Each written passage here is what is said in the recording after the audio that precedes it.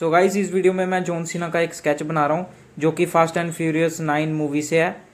तो अगर आपको ये वीडियो अच्छी लगे तो इस वीडियो को लाइक कर देना, और स्केच आपको कैसा लगा कमेंट करके ज़रूर बताना।